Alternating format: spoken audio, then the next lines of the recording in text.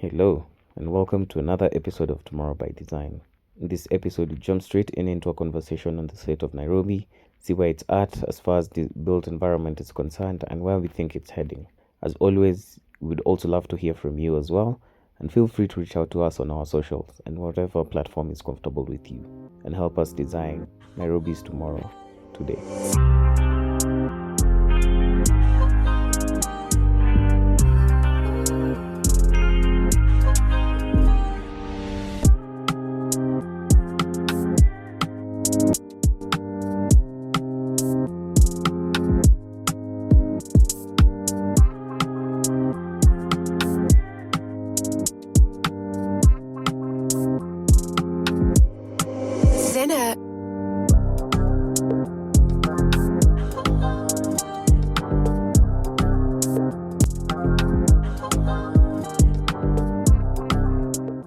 Good morning, good afternoon, and good evening. Welcome to another episode of Tomorrow Behind. This one is gonna be a banger. I'm hyped for it. I can't even. You and me both, man. The gang is together. All of us are in the building. It's been a while. Nduru. Yeah, man. Nduru. Yay! And we have our K-cast guests, my guys. Hey, I'm excited for this one. So we'll kick it off with introductions as usual. I will be the second to last. We'll start with, and then Annie, and then Louis, and then our guest. No, and then me, and then our guest for tonight, Vincent. Let's get this from the road, yeah? All right. Leanne? Now people know we are recording this in the evening. And you're out here saying good morning, good. Anyway, hi, good people. My name is Leanne Munyori. And these guys have I've heard how they introduce themselves, like in professional situations. With mad respect. So yeah. Next is Annie. Hey, why are you throwing us under the bus like that? This standard has been set. You do not know that is our baseline. That is our baseline, vocabulary. Throwing us under an electric bus, but we go. Yes. Unfortunately, not a sponsored episode, but we'll get there. This is Annie. I've stopped MIA. I'm very much IA nowadays. Baby steps. Yes. My coffee. So yeah, happy to be. Can't wait for our guests to introduce themselves. Yeah. Louis. Hello, guys. My name is Louis. Back again with another episode with the rest of the gang. Excited for this one. Mimi sinanga maneno mengi. Let's get into it on time. Hey everyone, it's me again. My name is Sydney. And it is now game time. Drum rolls, everybody. This is it. Our guest for today. Our guest today is a data journalist, lover of cold drinks. He's passionate about public, about policy, about our built environment, about sustainability. The buzzwords that we all love out here, and it's really inspiring to find somebody whose job is really to formally advocate. We call ourselves edutainers. Now him is a writer, and today he's going to join the league's edutainers and probably give us some 1-2 tips, on how to write, maybe. Maybe. We'll see. Yep. We'll find out. Vincent, would you care to take the stage? Sure. So my name is Vincent Ng'ethe, and as has just been brilliantly explained with a great introduction, I am a journalist. I have been a data journalist. I still am. But my work has taken in data journalism, fact-checking, and urban affairs writing. I do quite a lot of research as well for supporting journalism behind the scenes. People need research assistants, things that they need help with. I do quite a bit. And I'm really happy to be here because this podcast is about the thing that is really closest to me, which is cities. And I can't wait to get into it because I think this conversation is so timely right now. We are living in a time when our urban areas are transforming very fast before our very eyes. And I think many people are wondering, what can we do about it? And for Nairobi, is it too late? And I think so. I'm really excited to be here because it's a conversation that everyone needs to be having. So just that we are here having it is a great thing. Hell yeah, man! That's a hell of an introduction. I gotta say, it's exciting. It's exciting to in this fact. We always come back to this fact that half is it half or more than half of all the buildings that are going to be standing in 2050 haven't been built yet. So this is this is exciting time. Yeah, it's fantastic. I mean, I was looking at the governor tweeting today saying that, guys, we are going up. I'm sure you guys have seen those tweets, and I'm like, yeah, here it comes, and what are we going to do about it? Yeah.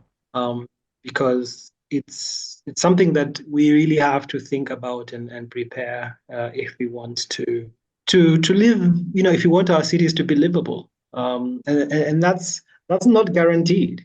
It's not guaranteed. It's something that has to be for sure organized and fought for. As Dickens It's I know it's the best of times and the worst of times. So it's going to be.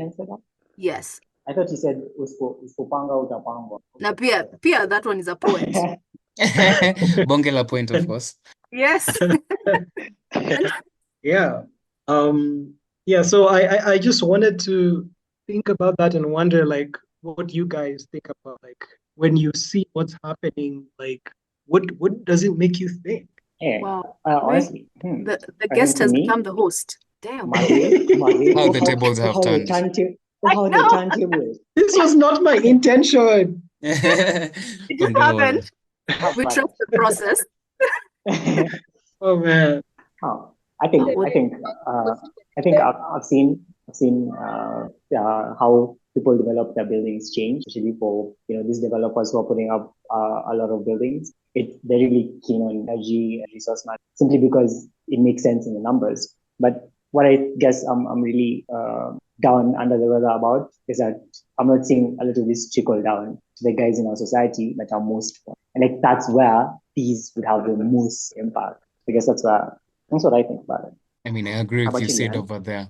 Mostly because I mean, yes, I agree totally with the uptake of green building sustainability in general. And the whole conversation around the built environment's role in transitioning towards sustainability. So you've seen quite the growth over the past recent years with the number of sustainable developments coming up. There's always room that's left to ask why there still isn't as much awareness within, as you said, the grassroots level. Sometimes we usually wonder if it comes down to the relational side of it. Most of the people who are coming up with green buildings or who have their buildings certified or who are moving, essentially the movers and shakers in the industry are guys that we probably already know about. As in the recent past, we had the county government office getting certified, green certified. If you've probably heard of any other projects, if you didn't know, so now we're plugging you for your next trivia. There's Dining Hall Towers, we have Garden City, that was one of the most popular places in Hangouts. We have a couple of other places as well. So, but I'm wondering why Njoro from the other side of the road, the developer who's coming up with flats for hostels or whatever, how come he doesn't? If you tell the person about green buildings, and Shanga, what you're talking about, what you're going on about. I just have a question for you. Do you think that Kikuyu Gothic landlords, despite the aesthetic choices that they have, can be green? Can be green. Yes, in terms of how efficient they are. In terms of their energy consumption and efficiency. I think there could be if you could package green buildings or sustainability in a way that makes sense for them. So if you think of Kikuyu Gothic, guys, if you try and dissect through there, so they're trying to come up with something as quickly as possible, as cost effective as possible, while aesthetics, of course, as you've seen, is usually the last thing they think about, or just a cherry on top for them. So if we could package buildings, which actually is done in to some extent, that when you're like Sydney said earlier, if you're building efficiently or sustainably, you're catering mostly for resource efficiency. So if you tell them that by you designing your building by putting systems that doesn't use as much water, or if you consider using some energy efficient appliances here and there, it could actually save you cost in the long run running that building. So you don't have to like overcharge or try and figure out how you're going to get your money back when it comes for ROI, because most of it will actually probably recoup itself from rent that you'll be getting or from the sales that you'll be making from that development. Is how I see we could address that. So if we package it that way, the potential is yes. I see some changes coming through. I mean, being in the journalism space, Yeah. you're basically communicating to people. So Yeah. in the scenario that Louis has given, how would you suggest we communicate these benefits to that guy who's going to the local hardware about how he, yeah. I think that I think for too long we've had two different worlds, let me say, because the person who's doing those green buildings and getting LEED certified, I don't know if that's what it still is, LEED certified, or that now. Oh, the game has expanded. There are way more certifications right now. Okay, yeah. I clearly don't follow that side. But you know, when you're talking about green building, I was just thinking of Njoro. What Njoro was thinking is about how you want a green building, the way he can like grow plants hapo mbele. See your green building unataka. Or paint it green. You know, like for them, it's all about squeezing as many people as possible in as little area as possible.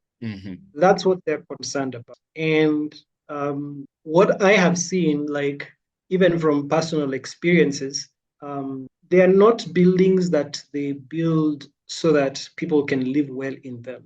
The idea is that because you're poor, you take what's on offer. And that is often somewhere that is dark, that is squeezed, and that is unsanitary and insecure. So one of the times that really got me thinking about this, I think in 2016 there was a building collapse in Huruma. So what happened was that it was the rainy season, and because this building was built next to the river, now the water table is high. So the foundations just collapsed. The thing fell, and so many people died. And when I didn't go to report on that, but I was really keeping tabs on it. Actually, because I wasn't a reporter at the time, I was a sub-editor. My soul wanted to be out. I know what those journalists did was they entered like the neighboring building that was next to it because they wanted to find out how people were living. And they found that, the houses were dark, were tiny, they were mold, they were not good places to live at all. And the rent was around 4K. And so even just from my experiences, when you enter the rental housing market, there is a level where if you are earning below something, you really have no say in the kind of house that you. When I wrote about, when I was writing about the politics of cleaning up, I interviewed a lady who lived in Kisumu Ndogo in Kibra, and she lived, I think it's the Ngong River that passes by there. And she had a shack that's right on. And she told me she pays 3,000 a month for this shack. And if the river busts its banks, she can just be bebwad. That is her reality. And she pays for that. She pays, those risks are what she pays for. When I first, and I think this is the experience of many people. When you rent homes in many parts of Nairobi, when I made some good money and decided that I wanted like a nice cooker and a nice fridge, I had to move out of the apartment because it couldn't fit where I wanted. Are you serious? Yeah. I'm not supposed to be laughing, but what? Yeah. And that's when I realized that's the kind of housing we have. Because if you can't, so you imagine like a lot of these buildings, that's how they live. Like guys just have basic, they don't have fridges and they just have basic mekos. Like that's how guys survive. So you can imagine if the simple fact of wanting to put a cooker in your house, well, you will move out. Yeah, I get because that, the kitchen is tiny. So the designs are not yeah, they don't. And it's because they're like, dude, you're poor. You live where you see yeah. Yeah. Oh gosh. If you have more money, go somewhere else. That's unfortunate. I mean, it's almost like you're poor and you don't have a say. Like, okay, not you don't have a say, but that's the state you will remain in. And then exactly. Oh my gosh. That's the state you remain in. So and so you have this situation where people are building these really, unsanitary bad houses because they're cheap. And so everyone who makes a bit of money more, everyone who makes a bit of money more, they move from like all these places, Dunhome, wherever. Yeah. And they probably move to like the better parts of Embakasi, saying high rise, right? And then maybe now from there, they might move to South B or South Siburu. And then they strike it rich and they're like, I'm off to Kilimani, right?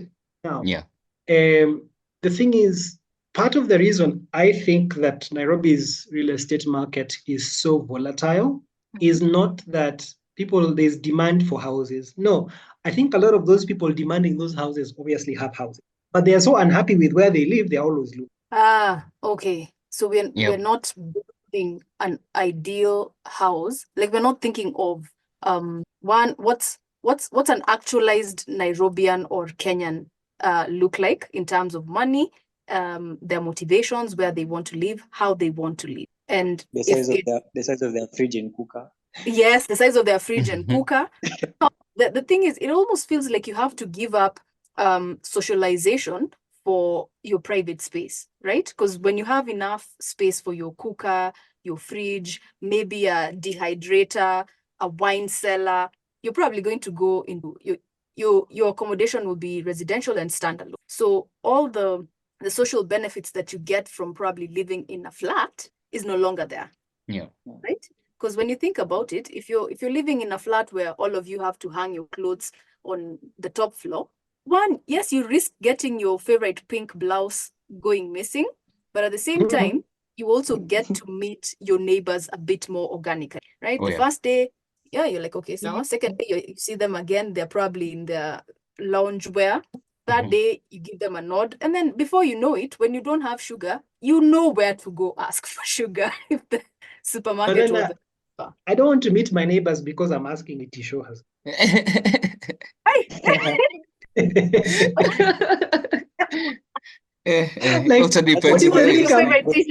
What if they think you think that they're the ones who stole it? Like it won't go down well. Okay, I mean, if I see them wearing the t-shirt or the blouse, I'd be like, yo, you could have just asked me where I bought it.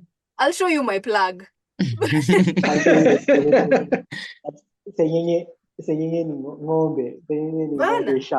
I'll tell you where I got it. The next promo event I'm going, I'm bringing you with me. Wow. But there you go. No matter the circumstances, you've already started building a community there, I see. Exactly. Yeah. Wow. So, yeah. Sorry. Go ahead, Leanne. I'm such a chatterbox. Let me just talk. It's okay. We like chatterboxes here. It wouldn't be a podcast if we were all silent. I'm a bit curious, Okay. Do you feel like the people who are in power, the people who have the ability, are not making the right decision? Or because that woman who has her house next to Jive and when rains come, surprise. I feel like somebody should be there to be like, no, this can't work. It's true, but then now, like, in Nairobi, if you don't have money, you have no voice. Like, the people whom we hear are people who have means and who have a voice. And like, even just going out to demonstrate, like, there are people like, teachers and doctors who will go out to demonstrate because of like their salary. Like they are talking about their salary, but they probably have some money that month, because their last salary came in. Yeah. When you are a day laborer, which is what a lot of people in the slums are, you work that day, you eat that. So there are many people who are not going to come for a demonstration because kids, they need to feed that evening. They are looking for money for that evening. So there are many people who are just silent, like they just live like living lives of quiet desperation. They just have to get by day by day. And I think as a society, it's our job to speak up for these people because there's nothing they can do. And when it comes to like urban governance, if you don't take care of them, they'll just be crushed under. That's what will. So like this lady who lives next to the river, she lives next to the river because she lives in Kibra, right? Kibra is a slum. Remember that it's an informal settlement. Yeah. But it has different gradations of deprivation, right? If you live in Kibra and you live in Olympic, you're doing okay for Kibra, right? It's an actual estate with stone houses where you can actually park cars. Olympic is actually a proper estate. In that area, generally, like that area is quite close to high value. Well, not high value, it's not high value at all. People there live in some. But then now when you go down to the riverbank, places like now Kisumu, Ndogo, Lindi, and you see how people live. Like if you throw away if you take a person who lives by the river and throw them out, I think that person will find another riverbank and settle there because that's what they can't afford. Like all these other Kibra that you see next to the railway, like all these pictures you see in the films, there are people who can't afford to live there. Oh, wow. Okay. And so they're living on the river, right? And the river is where everything goes down. That's where the changa gets brewed. That's where the bodies get thrown. That's where everything goes down. So when you take that person who is living by the river and you tell them, this house is not adequate and you can't live here and it's not up to standard, you have to show them somewhere they're going to live. Otherwise, they're out in the street. Because the reason they're by the river is they can't afford it. I have a question. How would you describe affordable housing now with the conversation that we're having? I think the logic the emphasis has to be on the minimum standards of, we have to say, this is the minimum we will expect for human housing. Because landlords in this country will build you four walls and a door and say, Karibu nyumba. Oh, yeah. They will do that. Push the limit. They will do that, especially when they know you can't do anything about it. So a lot of effort needs to be put on these people to say that if you're going to offer something for sale or rent in this country, it has to meet these minimum basics. And for that to happen, we have to have we have to think about where we are as a country. So in terms of what the Constitution guarantees each person, Article 43, so food, clothing, shelter, healthcare, all that of the highest standard possible. And then we also have to think about the fact that cities are living, breathing organisms that exist in an economy. Now, the economy determines what work people are going to do, and it also determines how people are going. Yeah. So, and so do demographics. So, for example, if you have a place like during the second half of the 20th century, in America, there was a lot of deindustrialization. So a lot of factories closed down. So if you had a city that had a big factory district, a lot of these factories were closing down. Number one, you have to think, people are not doing factory jobs because the factory jobs, what else are they going to do? And number two, how do you use up the land that used to be factories that's not factory anymore? Like what to use? And now that factory jobs are gone, what jobs can we get people doing so that we can use up, now that people who are employed doing factory jobs, now what is it that people can actually do because the factories are gone? And when you look at our context in Nairobi, for example, we've seen that during the pandemic, working from home became a thing. Yeah.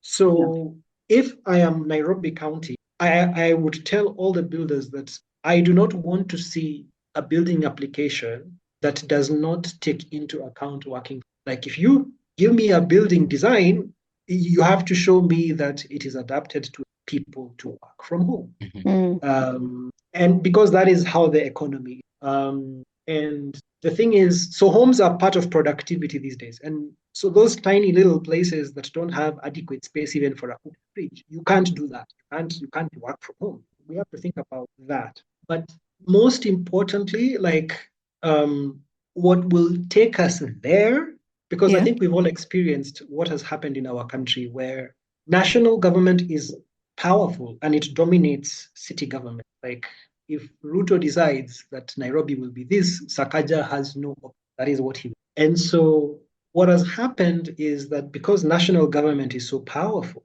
local government, the counties, the voice of the county is almost snuffed out. So, and planners work at the county level, the Nairobi Planning County. There is an office of physical planning in the national government, but there is also a planning department at the county. And the county planning department is completely subordinate. So do they outsource? Okay, so in as much as they're subordinate, does the national level urban planning collaborate with private planners?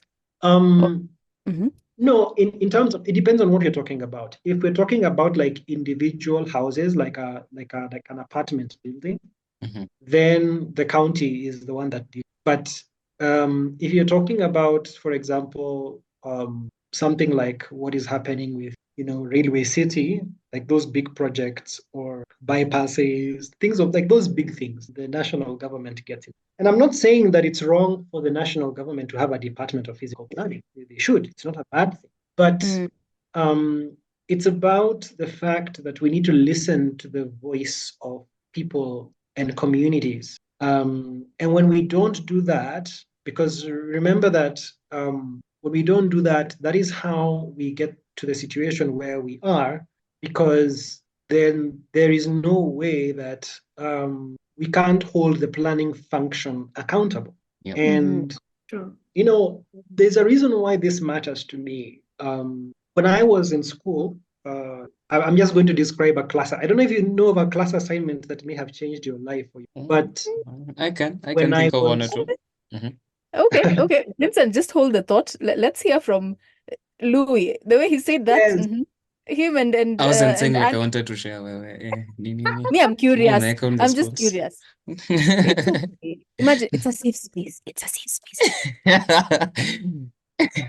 It's what lit up my insides. Sounds very wrong, but was what do you call it? It was a course that we were doing, or rather a unit rather that we were doing on environmental management, if I remember it. So actually it was two instances. There was one on environmental management, there was another one called appropriate tech. The more I think about it, I'm seeing three instances now. But anyway, it's a journey now, essentially at this point. So it started with the research that we were doing, the corridor research that we normally get to at that point in uni. We were being given topics at random. We were being told come up with a topic or a title, workshop it, fine-tune it, see if it's too vague or something, then you can go start doing your research. So my topic was on energy efficiency in residential housing specifically, and looking at why the uptake for energy efficiency in residential buildings isn't picking up as it should in Nairobi County. So doing my research is actually how, fun fact, I came to learn about the place of work where I'm at right now, Kenya Green Building Society. So back then, seeing what they were doing with the certification systems, some of the work they've been trying to push with policy at the time, I was like, wow, I did not realize there was an actual body that's working on this in the country. So yeah, just following through that, started learning about energy efficiency and all that stuff. So it was now sort of the situations the situation rather that I was in at the time was me now dipping my toes into the sustainability niche of construction. So from there, got to other unit we were doing on appropriate tech, started learning more about green buildings, started learning about buildings in Kenya that actually have done it. Another fun fact, Britam have actually been making their own strides, the Britam Towers that we know. That are very unique building in Upper Hill. So apparently it is a green building. It's actually certified. At the time, I did not know it was certified, but I know it had elements. Learning about buildings like that and was and the likes, and I was like, wow. The places which are actually being designed for resource efficiency and also for the people themselves. So a proper balance, which I hadn't heard of before for the, I think it was 3-4 years of the time I was in uni. So it was cool to learn about it. And then from then is when I was like, okay, when we got to the environmental bit where essentially they call the built environment professionals as the stewards of the built environment, I was like, yep, this is the place I want to be. This is the niche that I'd like to explore more. heard it here first. You heard it here first. Energy efficiency lit up Louis inside. I see what you did there, Sid. Yeah, that one is coming back. Okay, all right. Quite interesting how you got to the field. Like it's amazing how something small just leads into making like this huge turn into something. It's always, because when you think about it at the beginning, you don't suspect it was gonna be that. No, not at all. I had no clue. No, yeah. So it's pretty intense. I actually do though agree with what you're saying. So there's a whole interconnectedness with when it comes to these spaces that we create for people. And I really do agree also with what you're talking about. So if somebody has, like when you're giving the example of you literally just have a room which is literally 4 walls, maybe a window over there and a door. Yeah. You buy a Meko, you buy some appliances, let you buy those things when you have no more space and you're thinking about looking for another space, a bigger space. So that in itself, I would argue for the developers is a missed opportunity because now, as you're also still building on the point you're talking about how the real estate market is very volatile. Guy probably doesn't experience long-term tenants or anything like that. Yeah. It's more of quick cash. It's not guaranteed. Yeah. It probably has high and low seasons when people are graduating and are moving out of their parents' houses. Once they get their first chums, they're out of there. Unless it's the urban poor now that we're talking about, the guys who are just really going day by day, trying to live day by day. And how properly designing those spaces, as you said in the Constitution, if the basic needs or the basic rights are food, shelter, clothing, defining what shelter means and dignified shelter in the bare minimum is a good place to start. Then from there, now put it in policy. If you can define what shelter means for everyone, and everyone also including the guys living in informal settlements, at a minimum, a shelter should include, for example, a space that is no smaller than this, because that's not dignified at all. For example, you could use these materials because it's something that's quick, that's fast, that's affordable. And also that would help, that would go a long way in helping developers understand what number one affordable housing is. And also calm or change that mindset of affordable means cheap from the projects that we're seeing coming up also. On the back of what you've said, maybe the framing change from affordable housing to dignified housing, right? So that you can meet that bare minimum of dignity within housing, then everything else is almost like a bonus, right? It's now because you have a bit more expendable income, and so you can afford a pool, I don't know, a helipad, that kind of thing. But no, I think you're absolutely right. I think where we've gone wrong is, because a lot of these people who are in the lower reaches of the economy don't have voices. They can't say that they want houses that meet certain basic amenities and necessities. So I was very interested when I saw this report that was on NTV the other day, where this reporter enters a house in Kilimani, and he's trying to see how, like, the house has no daylight, like it's really dark. And they were protesting that the houses are built so close to each other that there's no sunlight, and it's really and these are really pricey houses. But the fact is that has been going on for decades in other parts of Nairobi. Like, that's how they build this stuff. And so I think there's a challenge at the moment because we have to go beyond, all the Schadenfreude, which is like, I told you so, ili iwe funzo. Like, there's a part of that is happening now. So guys are saying, when we protested that guys were building badly Eastlands, you didn't bother. After you guys are concerned, because there's that happening. But I think we have to think about what happens on an entire scale and say that we should also think about making things better, less economic. There's no reason why Embakasi can't change. There's no reason why East Leach. There's no reason why Dandora can't. But we need political will to do that kind of thing. And we need one other thing that we've not thought about for a really long time. And this is the thing that if we don't do, we will lose this whole battle for a better city. And that is transparency. So the fact that things are so opaque is what enables this whole mess. And that has to do with what I was saying changed my life, which in a very small summary, very quickly, this is what happened. My teacher told me to go and to attend a council meeting and write a report. And I attended a council meeting in the council chamber. And you know what I saw? The planner, you know how like the planner, like the planning committee is there to vote on whether an approval will be approved, right? Whether a project will be. So the city planner will come. They will present a PowerPoint in public, in the council chamber, in public. So members of the public are there. All the city councillors are there. The project developer is there. The neighbors in that development, the guys who want it to be built and those who don't want it to be built, they're all there. And the city planner will present a PowerPoint and show like the laws, they'll show the zoning, they'll show like this is the intended project value. They'll show like all the photographs they took when they went there. They walked by foot, like they saw everything. And then at the end, they will say, I recommend that building be approved or denied. And then what would happen is the people who are against the development would get a chance to talk. So they'll come out and say, me, I live next to this building site, and I don't think it's a good reason, 1, 2, 3. We know the land use is not good. This is a residential area. You're bringing a bar. It's not good.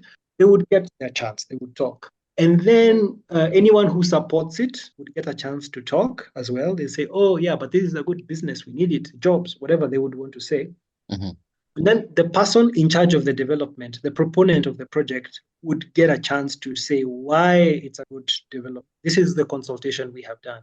Or sometimes they would hire like an urban planner who would talk on their behalf. Yeah. And then after all that, the city councillors would get to discuss the project. Like they would ask the planner questions, they would ask and all this is happening in And then after that, the clerk will call the question and the councillors have to vote in public as to whether that approved. Like one by one. Unaitwa majina. Councillor this, yes. Councillor this, yes. And the votes are written and they are published. So you know supports what kind of project over time. Yeah, you know which official supports what, and you can see the logic, and it's wide open. And the problem we have here in Kenya is that this stuff is spread. So what happens in Nairobi? Go ahead. Yeah, this was in Canada, yeah? Yeah, this was in something Canada. like that in Canada, yeah. Ah, man. Yeah, okay. I was like, they do this in Kenya? What?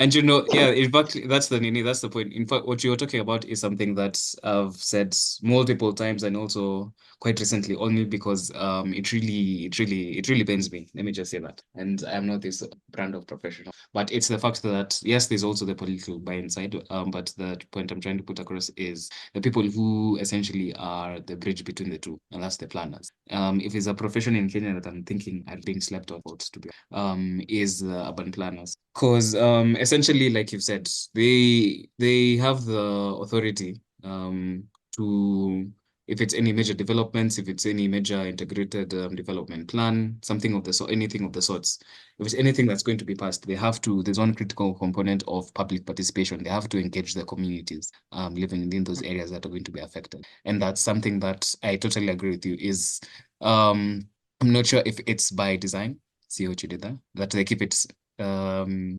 the low, or if it's them just if it's them not just doing what they're supposed to do. But yeah, I do agree that public participation is something that's key. It's something that, in my opinion, planners would be very good at linking the needs of the communities to political buy-in and making sure that the implementation of these projects, number one, is a success, and that in the long run, whatever is made, buildings, the roads, any infrastructure development has you're basically guaranteeing buy-in. It won't be fought by the community. It's not like these cases where you're building a railway. Sorry, yeah. It is by design. It is by design, and here's why. I'm sure, Louis, you're familiar with how the development approval process in Nairobi works. You know about the technical committee. Yeah. So the technical committee is in the planning department. And what happened at some point, they said that, the councillors were in charge of approving, just like in other countries. But they made a noise and said, oh, these old illiterate councillors of ours don't understand. Let's get professionals there. Now, think about it this way. Even in other countries, the councillors are still in charge. It's not like things are going the drain. Yeah. But what happens is you have the technical committee. So who's on the technical committee? It's professionals, right? It's architects, planners, engineers, all these guys, in addition to like the planning stuff. Yep. But because all this stuff is secret, because their meetings are secret, they used to meet someplace, City Hall, and they still. Because everything is secret, we don't know how they decide on approval. Yeah. So we don't know, okay, the technical committee meets on a Thursday.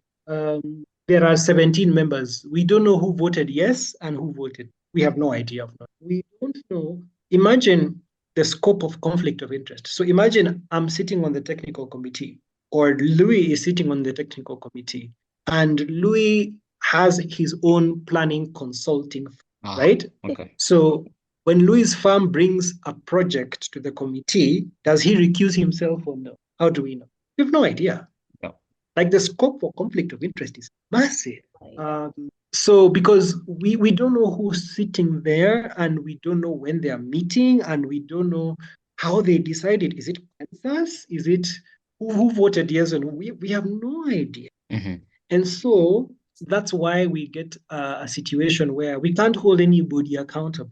And remember that if you go complaining to the governor, go complaining about Sakaja is not a planner. He'll just say, I'll take it up with planning.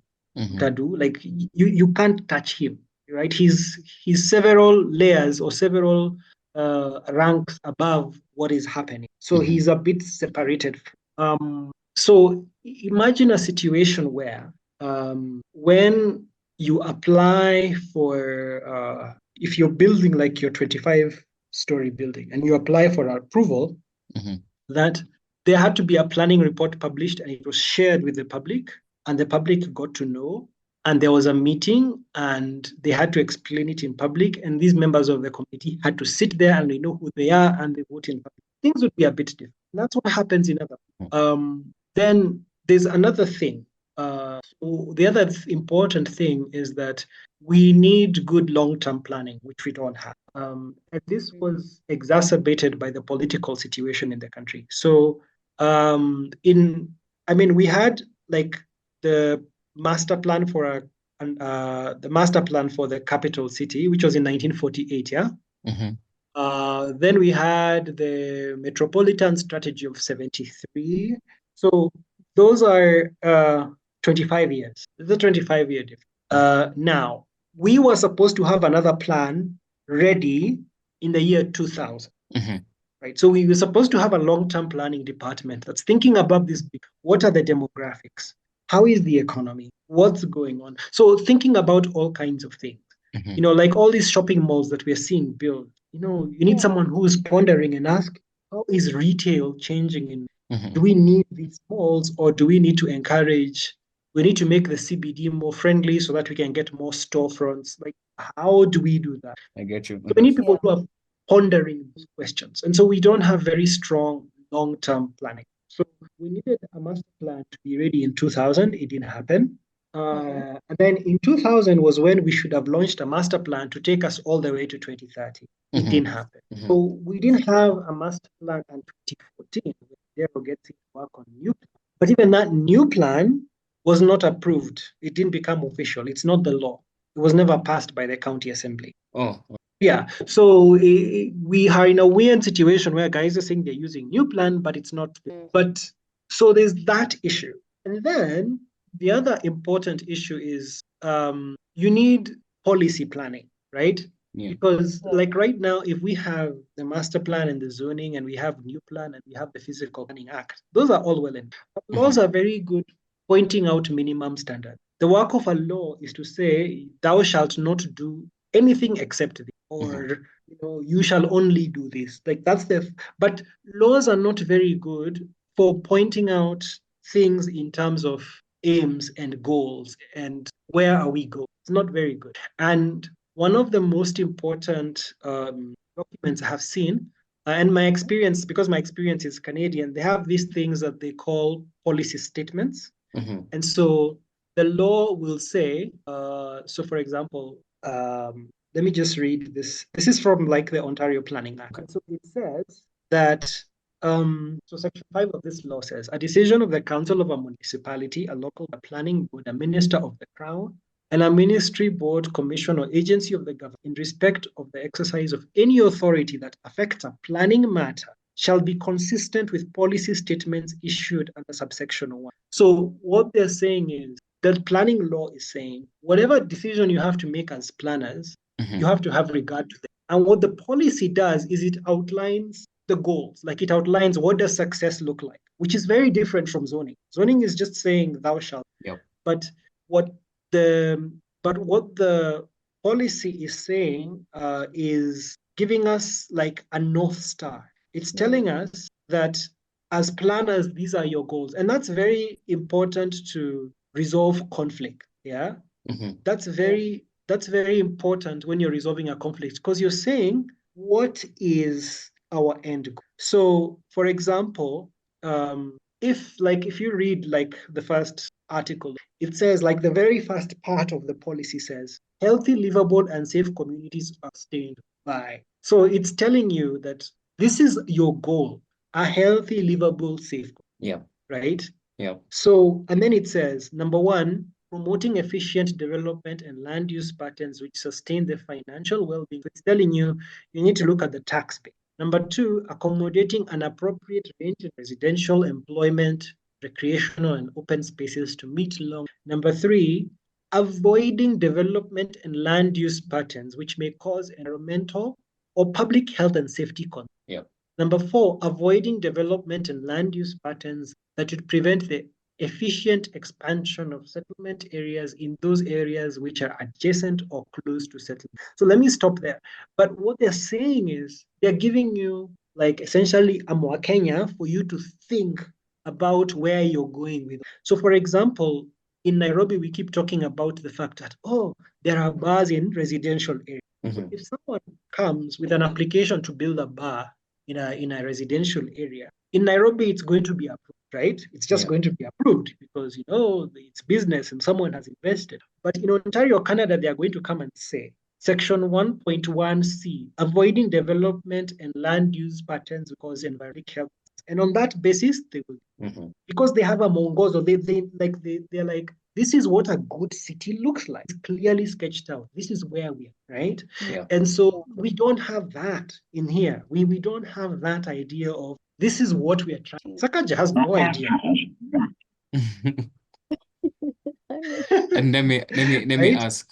Let me ask. Yeah. So for the plan that wasn't really approved by county, Yeah, new plan. The new plan that you said Kidero, was it, that had worked on, or Yeah. had his team work on, and wasn't have you so if you, in your opinion, if that was ideally approved and implementation, do you think that would have worked for? I think it would still be flawed because Nairobi's major problem is we don't know where we are going. And unfortunately, that's the thing that is the thing that is missing in all the work that we do. Right? It's like, what does a good city look? What are we building? And we don't know that. We have no idea what that is. So it's still pretty aimless in my view. And because we don't do that, then we don't have an answer when people come and say, but the city is growing and we need to develop and people are investing. We don't have an answer to that. We don't have an answer as to why that tree that is being cut should not be. Yeah, because that answer comes from having an overarching direction of where you want your city, and we lack that, right? We lack that. So that's the thing that we have not done, and until we get to that point, we are not making sure that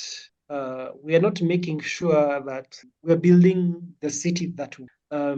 And for us to get there is, first of all, it really has to be about transparency, because with transparency comes everything. Part of the problem we have in Nairobi, even if you look at a new plan, New Plan looks at, and I have New Plan open, so I'm looking through. But if you look at how it designated land, it looks at it looks at things from an entire city perspective. Oh, residential, nini. From an entire city. In other words, that scale is a bit too small, right? Yeah. Is it large scale or small scale when you have like neighborhoods? So what happens then is in many of these places where these things, you will find that property is designated. I mean, areas are designated down to the individual property. Like your property is designated residential. Your property is designated commercial, right?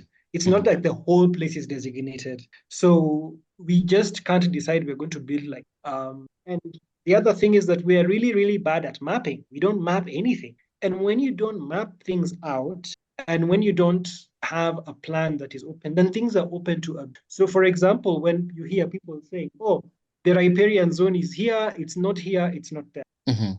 Part of the problem is you don't have, it started to rain over here. I don't know if you guys can hear. You don't have a map that shows this is the river and this is the riparian zone. You don't have that. So the riparian zone can be anywhere. Yep. So so that's a big problem. Recently UN Habitat decided to help Nairobi County. UN Habitat decided to help Nairobi County mapping open spaces in the city. And it was crazy. It was crazy what happened because they found like there were numerous little open spaces all over the city that nobody even knows exists because we don't map this stuff out. Yeah. So essentially, if we're not serious about transparency, all this is gonna go on because corruption happens in secrecy. Like as long as there is secrecy, corruption will happen, and this will happen. So I think for us to enjoy all these benefits, we have to be more transparent in our relations. I totally agree. And since I know there's a lot of things we could talk about with Nairobi that could be better. But what I'd like to ask also, because I'm also saying that we've really talked about this topic. So in closing, I'd like to give you this very open-ended question, or at least open-ended from how I say it. If you are to like wave a magic wand and solve one thing in the city, just have one thing done. So what is it that you would change with how the city is working currently? What problem would you solve? Well, I would make everything transparent because that's the heart of the solution. For as long as things happen in secret, we wouldn't get far with anything. Right now, we don't know how anything happens. We're just seeing beautiful trees get cut. We don't know who approved it. Yeah. So I think we need to open up how our city works. And if we do that, then we can move forward. We have a hope. But if we don't, nothing will work. That's what I think. Okay. It's a solid problem right there, actually. A solid solution that's needed for the country, transparency. I think today's episode really speaks, our purpose to try and design the tomorrow that we need. So that we say because for air quality, it's good for human health and being able to paint the Africa, the Kenya we want. I wanted to say that I like how Vincent has brought out that we need to create an ideal. We need to set up an ideal for us to, look forward to always gauge ourselves against. And of course, if transparency is showing up throughout the process, then we definitely have a bright future. So it's all about, that mindset. We have a goal and we keep checking against it. It's an iterative process. So it's been a fantastic episode. Loved having you around, Vincent. Oh, thank you.